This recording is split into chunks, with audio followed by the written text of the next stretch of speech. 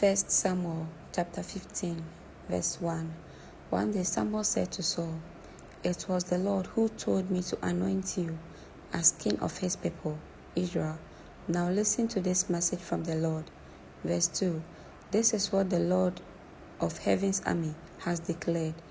I have decided to settle account with the nation of Amalek for opposing Israel when they came from Egypt. Verse 3. Now go and completely destroy the entire Amalekite nation, men, women, children, babies, cattle, sheep, goats, camels, and donkeys. Verse 4. So Saul mobilized his army at Telem. There were 200,000 soldiers from Israel and 10,000 men from Judah. Verse 5.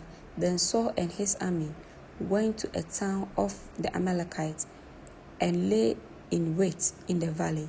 Verse 6. Saul sent this warning to the Kenites: "Move away from where the Amalekites live, or you will die with them, for you showed kindness to all the people of Israel when they came up from Egypt." So the Kenites packed up and left. Verse 7. Then Saul slaughtered the Amalekites from Havilah all the way to Shur, east of Egypt. Verse 8.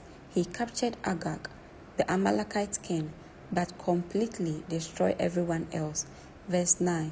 Saul and his men spared Agag's life and kept the best of the sheep and goats, the cattle, the fat calves, and the lambs, everything, in fact, that appealed to them.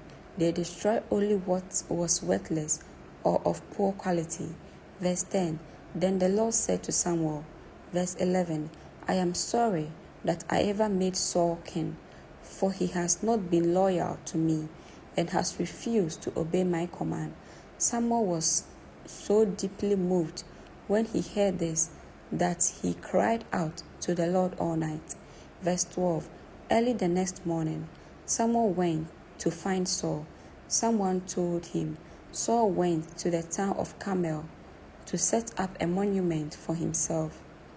Then he went on to Gilgal. Verse 13. When Samuel finally found Saul, Saul greeted him cheerfully. "May the Lord bless you," he said. "I have carried out the Lord's command." Verse 14. Then what is all the bleating of sheep and goats and the lowing of cattle I hear? Samuel demanded.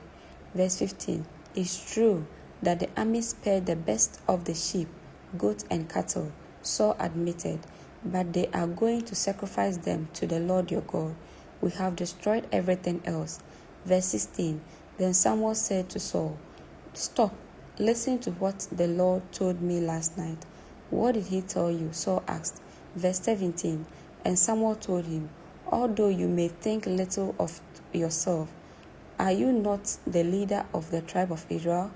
The Lord has anointed you king of Israel." Verse 18. And the Lord sent you on a mission and told you, "Go and completely destroy the sinners and the Amalekites until they are all dead." Verse 19. Why haven't you obeyed the Lord?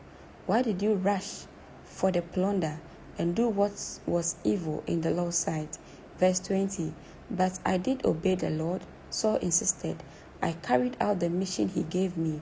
I brought back an Agag, but I destroyed everyone else. Verse 21. Then my troops brought in the best of sheep, goats, cattle, and plunder to sacrifice to the Lord your God in Gilgal. Verse 22.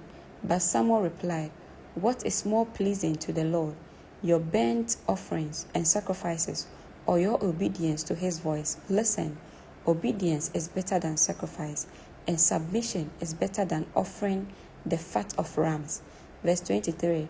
Rebellion is as sinful as witchcraft, and stubbornness as bad as worshipping idols. So because you have rejected the command of the Lord, he has rejected you as king. Verse 24. Then Saul admitted to Samuel, "Yes, I have sinned. I have disobeyed your instructions and the Lord's command, for I was afraid of the people and did what they demanded." Verse 25. But now, please, forgive my sins and come back with me, so that I may worship the Lord. Verse 26. But Samuel replied, I will not go back with you, since you have rejected the Lord's command. He has rejected you as king of Israel. Verse 27. As Samuel turned to go, Saul tried to hold him back and tore the hem of his robe. Verse 28. And Samuel said to him, The Lord has torn the kingdom of Israel from you today and has given it to someone else, one who is better than you. Verse 29.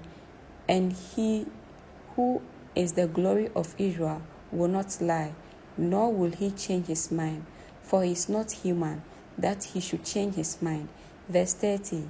Then Saul pleaded again, I know I have sinned, but please at least honor me before the elders of my people and before Israel by coming back with me, so that I may worship the Lord your God.